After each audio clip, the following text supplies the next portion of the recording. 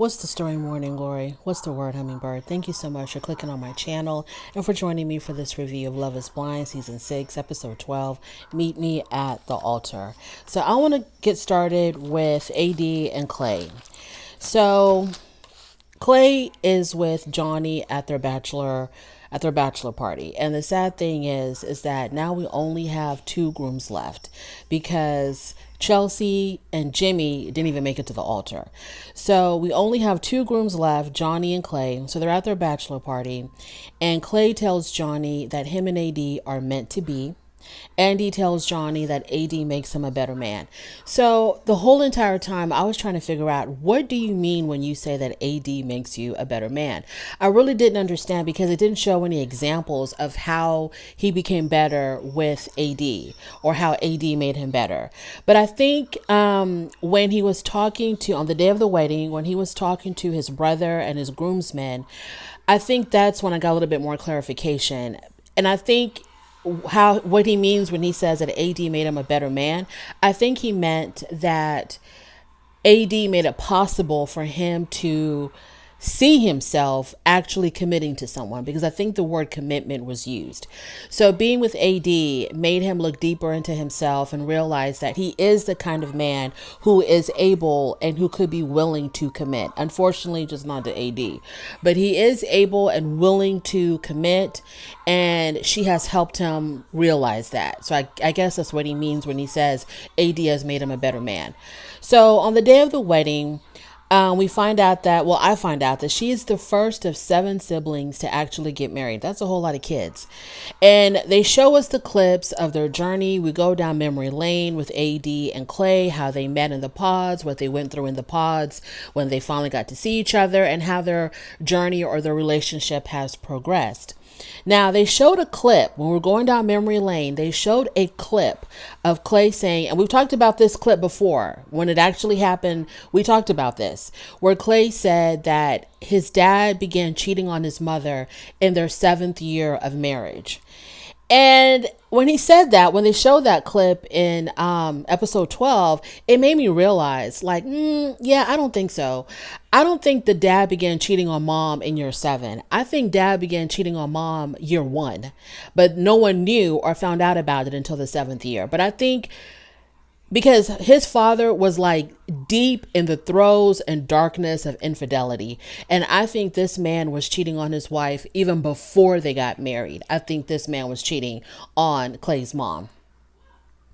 So whenever AD talks about her journey with Clay, she never mentions the trauma that he always is bringing up, the trauma of dealing with a father who was so unfaithful to his mother for the majority of their marriage, a father who would take him on his cheating excursions. When he would go see his mistresses, he would bring his son along.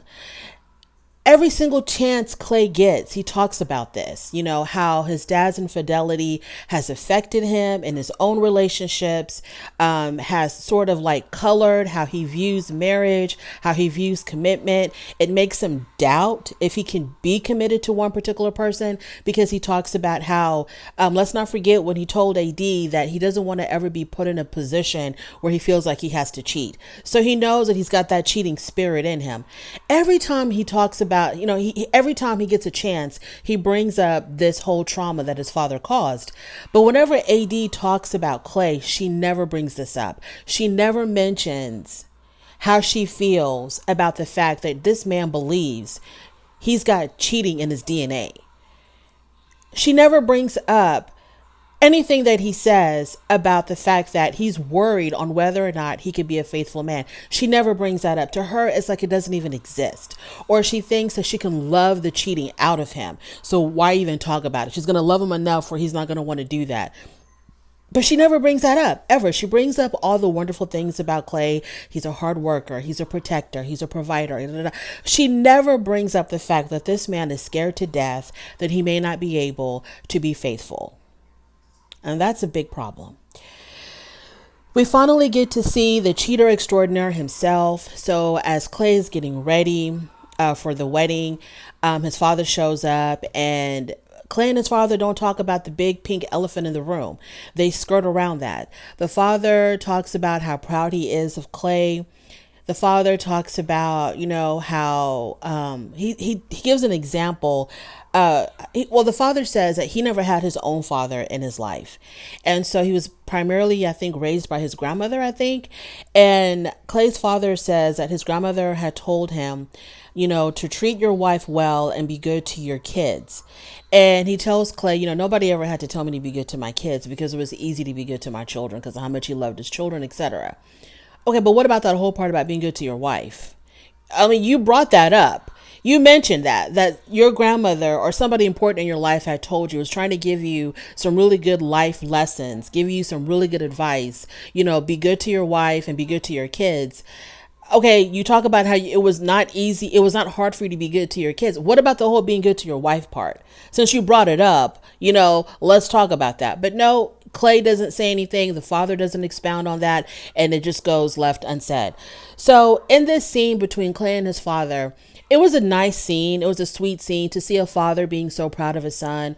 It's great that his father was a part of his life, for the majority of Clay's life. That's wonderful. But these two need to go to therapy together. Okay, they need to go to therapy together because this father needs to understand how his actions are traumatizing his son, how his actions are determining what kind of a man Clay will be for the women in his life, the women that he chooses to be romantically involved with. They need to go to therapy together and they need to get to the bottom of all of that. But it's like they just kind of skirt around it. Obviously, Clay doesn't want to bring it up for multiple reasons. Number one, it's your wedding day. So you don't want to bring up, traumatic things on your wedding day. Number two, he's the child. So you don't want to point out your parents' wrongdoings. It's difficult. I don't know if you should or if you shouldn't. I'm not here to say you need to point out all the things that your parents did to you that was horrible. I'm not saying that you should do that or you shouldn't do that. All I'm saying is that I understand that it's uncomfortable for a child, even an adult child, to bring up their parents' shortcomings, to talk about the things that affected them negatively in their childhood. So it's not the right time, and he probably doesn't feel comfortable talking about those things with his dad. But I think that father and son before this particular day should have had a conversation. At some point, they should have had a conversation about these things that are bothering Clay. Clay, it talks about them so easily with everybody else, even with us, the viewer, but he can't talk about it with his own father.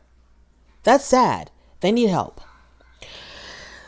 So much was left unsaid in this conversation between him and his dad. And you can tell that as his father was talking to him, you can tell that that issue was right there in between them.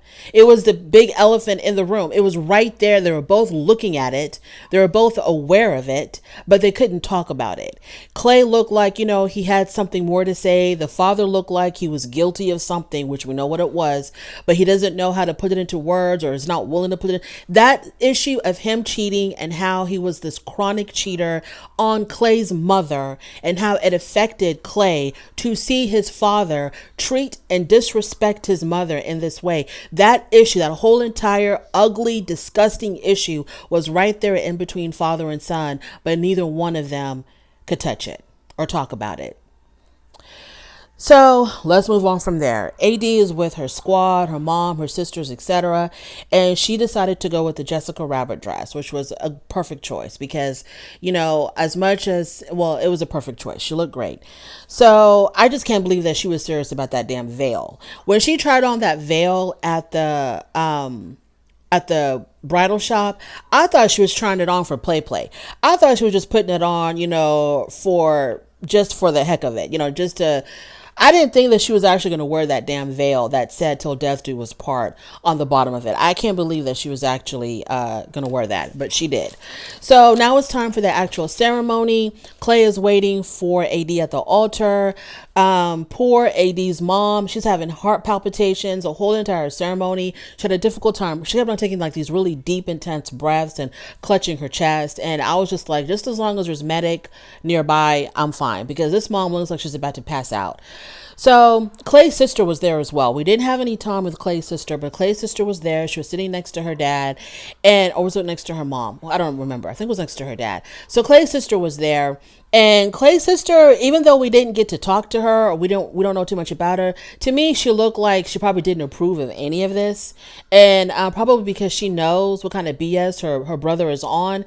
So Clay's sister is probably like, you know what? If they want to, I guess I'll be here to support. But my brother ain't got no business marrying anybody, let alone AD. So then we get to the part where they have to say, do they believe that love is blind, and whether or not they're going to say I do to one another. And AD goes first. So of course she says I do. She wants to continue on this journey with Clay. And when it came to his turn to say whether or not he wanted to, still be with AD, he starts off by saying, and as soon as he started off by talking, saying a lot of words, I was like, he's going to say no, because it should just be I do, or, if you want to continue on, you should just say I do. But instead, he starts off with this, a whole lot of words came out of his mouth. He says that it would be irresponsible for him to say I do. And he goes on talking about how he's just not ready to be married. And AD is like, WTF. She's like, what the F? What is going on here? She looks confused. She looks bewildered. She starts to cry. And Clay says, what does it even matter with this timeline? Basically, to me, it was like he was saying, because I mentioned this to her before, why do we even have to be pressured with this timeline of getting married on this day? Why don't we just, continue to see each other, and, wherever this journey takes us, it's wherever this journey takes us. It doesn't have to end right here and now. Like, what's the big deal about, having this deadline of today of saying yes or no?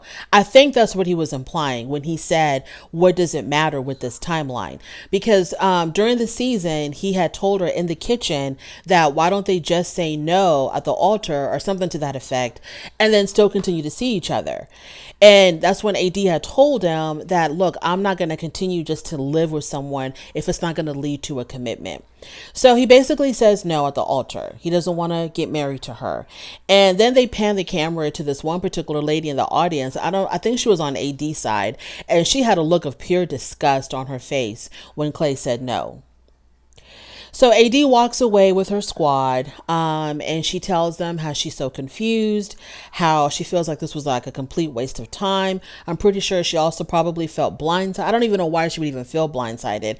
I don't even know why she would feel shocked and surprised, because this man was dropping hints and signs and red flags all over the place. Like he was a damn Easter bunny dropping Easter eggs everywhere. He was letting her know that he was not ready to commit to her. He was letting her know in so many words and in so many ways that he was not ready to commit. And I don't know why AD was acting blind to all of that. She tells her mom and her sisters that she always feels like she's never enough. When she said that, I was like, okay, you need a therapy session as well. AD, we need to work on you as well. You have issues that you need to deal with as well. I think AD, as crazy as this may sound, I think AD suffers from low self-esteem. I think she suffers from low self-esteem. And I think she overcompensates that with showing off her body, yada, yada. She's always twirling and showing off her body. I think that brings the illusion of someone who's confident, but she's not. I don't think AD is really confident in the woman that she is. I think that because her body is, really beautiful, and men are attracted, and she uses her body, she wants to make sure that everybody can see what her assets are. She uses her body, to attract men, but it's always attracting the wrong kind of men. It's the type of men that are only here for a good time and not a long time, as Clay has proven. And I think she needs to get out of that. I think she needs to know that even if she wore, if she was covered up from head to toe, if she was dressed like Little House on the Prairie with a bonnet on her head, she needs to understand that she is beautiful enough and worthy enough to still attract the right man. That she doesn't have to lure them in with her body and think that they're going to stay. Like, you're going to lure them in with your body, and then you're going to prove to them that you're worthy of their love and their time and their attention. I think she needs to stop that game. You need to understand that you can wear anything, and I understand that men are visual and they have to be physically attracted. You have to feel attractive enough AD, that you feel that you should feel like you can, it doesn't matter what you're wearing or what your body looks like. You need to feel attractive enough to know that a man should still be attracted to you for the person that, okay, I'm like, let me get off this. So Clay says that when we talked to when we talked to Clay by himself, Clay says that they had a great relationship, but it wasn't enough for him to feel like she was the person he was meant to marry.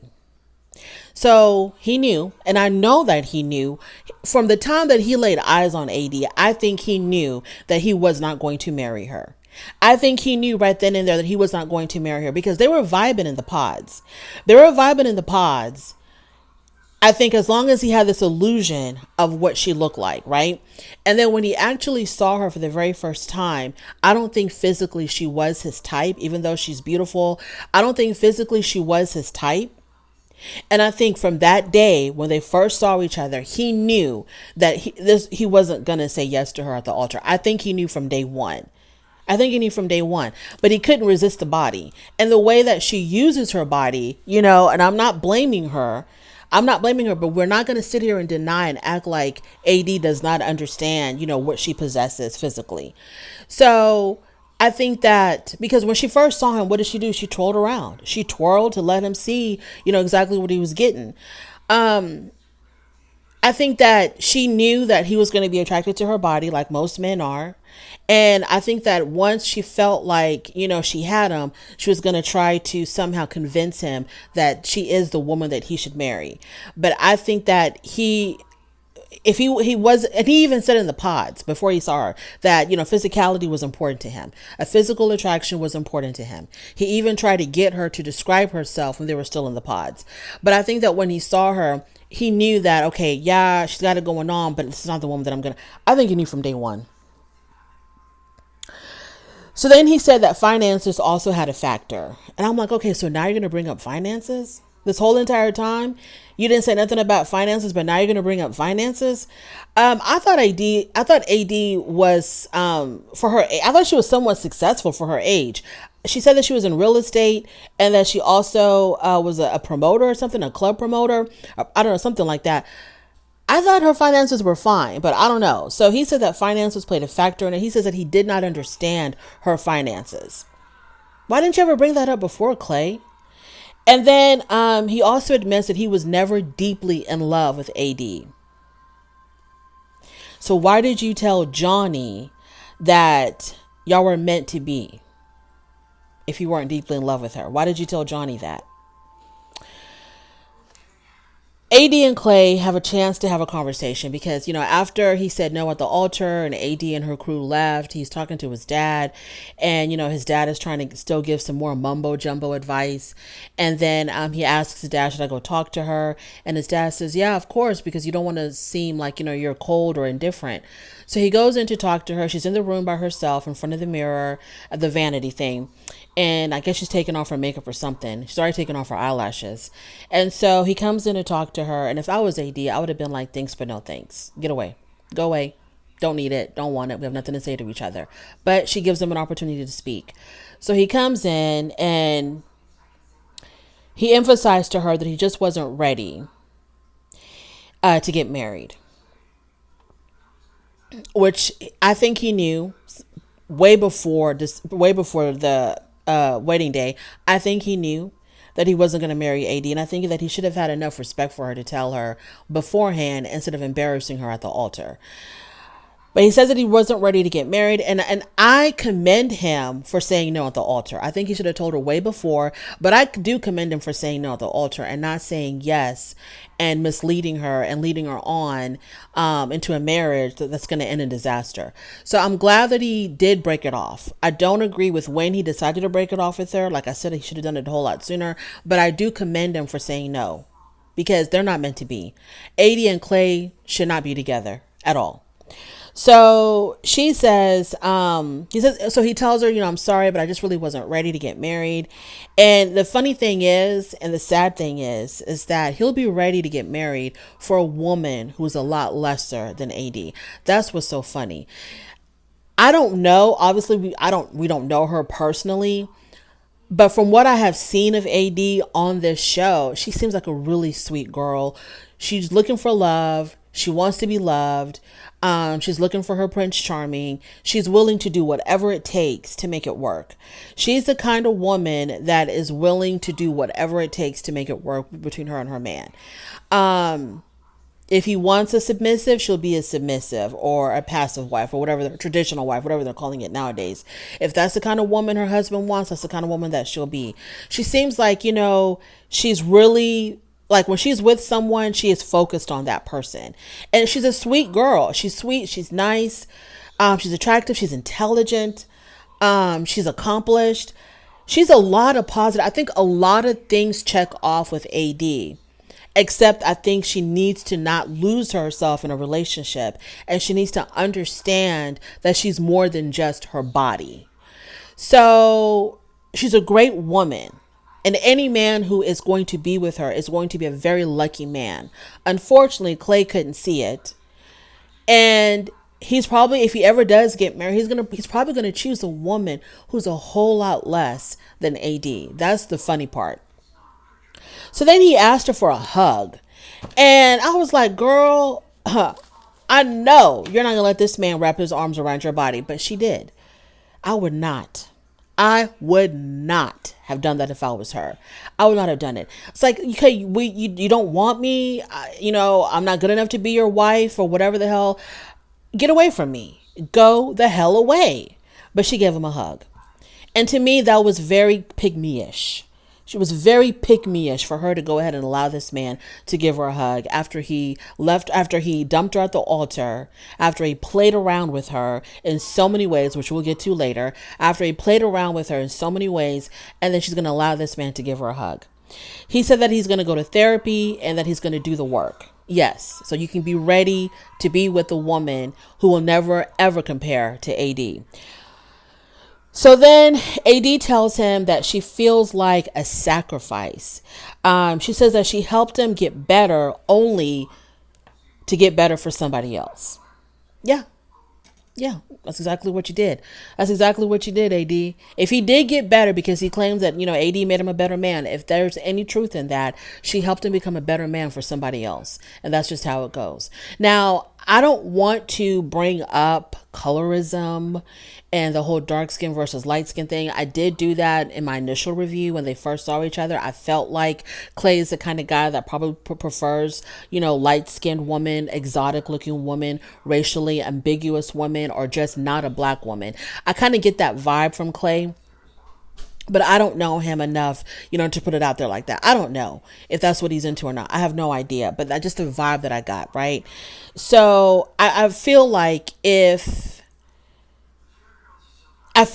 she was more his type, we obviously wouldn't be here. We wouldn't be where we're at right now. They would have been like Johnny and Amy. They would have said yes, and we would have been watching the reception. So she said that she helped him get better for somebody else. AD says that she feels like she does so much for these men and it's never enough. When you try to attract men with your physicality and that's all, yeah, that's exactly what's going to happen. And I understand that men are visual people. They have to be physically attracted to the woman in order to make that first move. Yeah, I get that. They're not going to approach a woman they're not attracted to. I totally understand that. But I think that AD does it in a way that's, she does it in a way that makes men feel like this is probably all that she has to offer. I think that's how she does. I think she does it in a way where it's like the men are probably like, oh, okay, she's got a banging body and she's twirling and she's, showing it off. They kind of feel like maybe she's that kind of girl that she's just down for a good time. I don't know why she keeps running into men that she says that make her feel like she's never enough. Like they can't take that last step and commit to her. I don't know what she's doing where she can lure a man in, keep him long enough, for them to develop a relationship, for her to develop feelings for him. But then she can't seal the deal and get a commitment out of it if that's what she's really seeking. She can't. I don't know what she's doing wrong. So I feel like it might be from what I've seen on this show, she loves to show off her body because she knows that is going to be a topic of conversation, that is going to get the men looking. Because one thing that I didn't understand was when Jimmy first saw AD, and he told Chelsea, "Oh, she's real stacked." And then he goes to have a conversation with AD. And AD knows why Jimmy is there talking to her. He's never seen AD a day in his life. And Chelsea even told her, "Oh, my man thinks your body's great," or "My man thinks you're stacked," or whatever she said. Chelsea even told AD that Jimmy liked her body. And then Jimmy went and had a conversation with her. And I felt like AD should have shut it down. But no, she engaged in this conversation with him for a very long time. This man who just saw you as a piece of meat, you sat there and you talked to him for, it looked like the way they edited it looked like this conversation lasted probably at least 10 minutes. Like, why are you entertaining this man? He has a fiance there who is suffering from low self-esteem, who is really going through it because he's talking to you. And you're just going to continue to entertain this man and continue to talk to him. Like, why don't you, walk away from him or tell him off or something? But she entertained Jimmy for like a good 10 minutes, it seemed like. So I don't know exactly why she's like having this issue where she feels like, men don't want to commit. They just want to play with her, but never commit to her. I don't know. But that's my assumption, is that, she lets these men think that, hey, yeah, I got a great body and this is my best asset is my body. And so they really are not going to want to spend the rest of their lives with her if that's all she's got going on. But she's a really intelligent girl. She's a really smart girl. And I think she's also the kind of girl, I wonder if she tries to dim her light so that her men can shine brighter. And I wonder if she's that type of woman where she wants to downplay her intelligence and her accomplishments so that the man doesn't feel intimidated or threatened by her in that way. So when she told him about his trauma, so all these red flags that she completely ignored. Number one, it started in the pods when he told her he had to know exactly what she looked like. Okay, which defeated the whole purpose of the show. That was a big red flag. When he told her when they arrived in the Dominican Republic, and he told her that he expected her to keep a certain weight and to keep up with her body. Even after having children, he still expected her to keep up with her body. That was a red flag. Obviously, when he dumped all of his trauma on her about his father, the infidelity, all that stuff that he kept on bringing up time and time again, that should have been a red flag. When he told her that he hopes that he's never going to be put in a position where he's going to have to cheat. That was a red flag. So there were so many red flags that he was exhibiting, and she completely ignored it because she probably thought that she can love him enough where all of that was going to get fixed. And I need AD to understand, you need to find men who are not broken. Stop picking up or stop attracting broken men or wasting your time with broken men who you feel like you need to fix, because they will never be grateful. They will never be grateful. Even if you are able to fix them, they will never be grateful. They're going to leave you and they're going to be perfectly fixed for somebody else. Find the type of men that are already fixed. Now, we all have a little bit of trauma in us. All of us can use improvement, but don't find people who are so broken like Clay.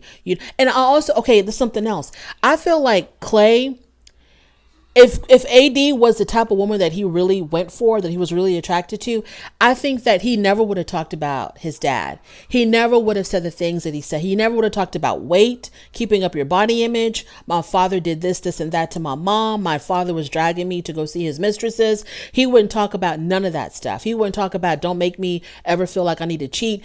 He would not have brought I think he purposely brought that up because he wanted AD to break up with him, because he knew that he wasn't going to say yes at the altar. I think he brought all that stuff up so that she could try to break up with him, but he had no idea that AD is a fixer. AD is a fixer. She's attracted to broken men because she thinks that she can fix them. So AD is a fixer. He had no idea that that was her personality type.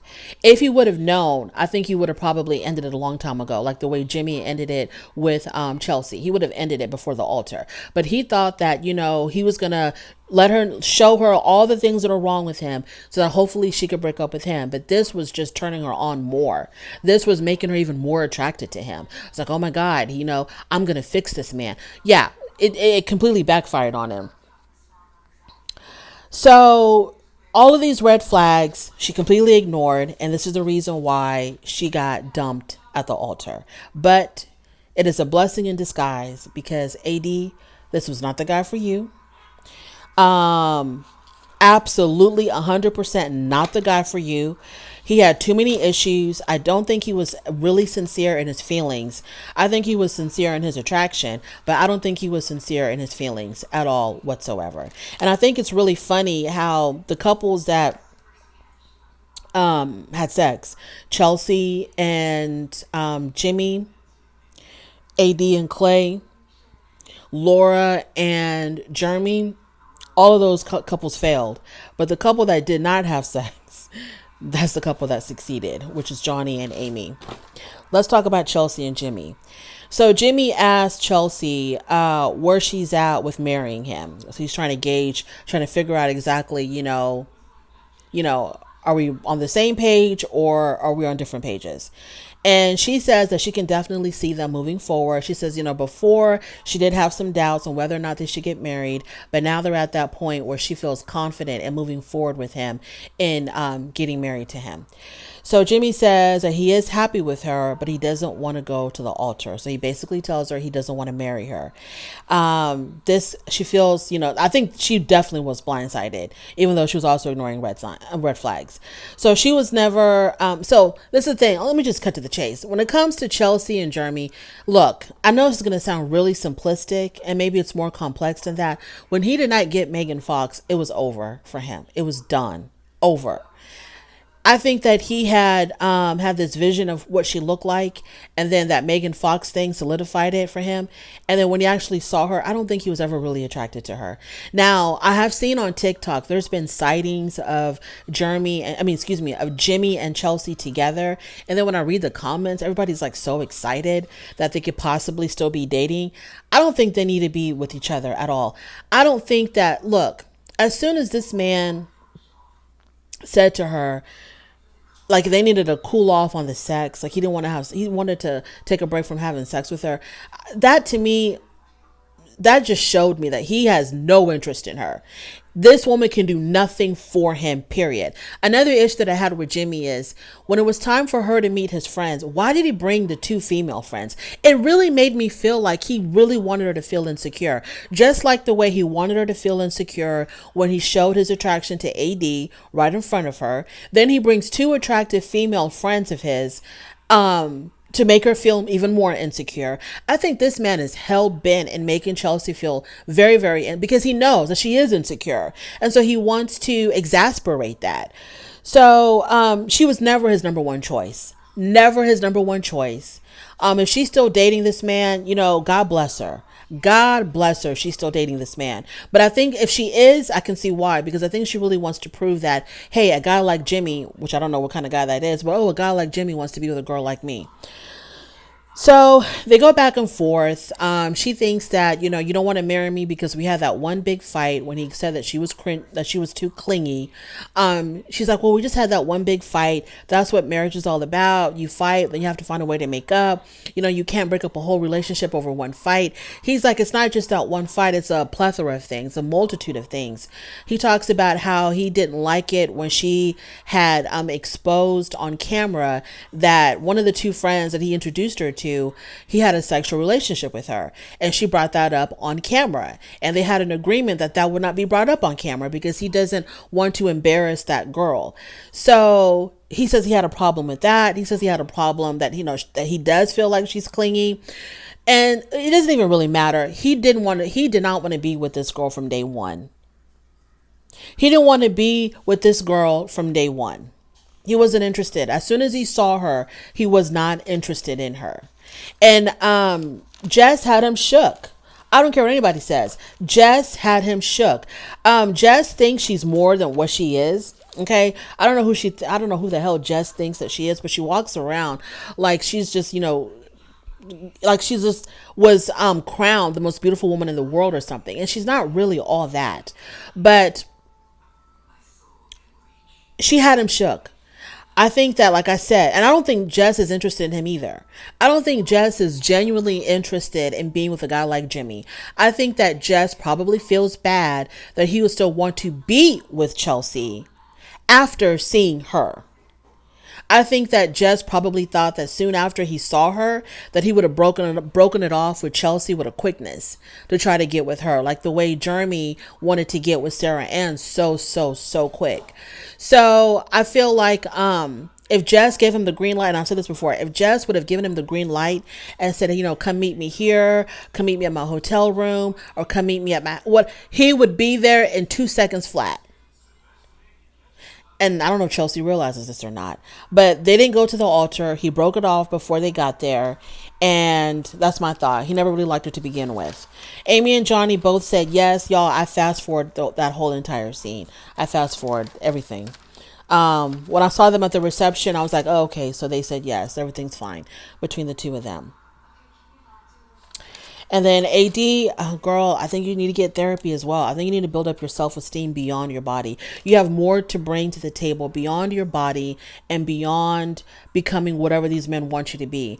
They need to accept you for who you are. Don't lose yourself in these relationships. You got it going on before you meet these men. You should have it going on after, and no one should ever make you feel like you're not enough. You're more than enough for anybody, and definitely, you know, you're enough for yourself. I don't know what else to say, but she needs therapy too. Thank you so much for joining me. I really do appreciate it. On your way out, please don't forget to rate the video. If you like this content, please subscribe to my channel, and I'll definitely talk to you later. Bye.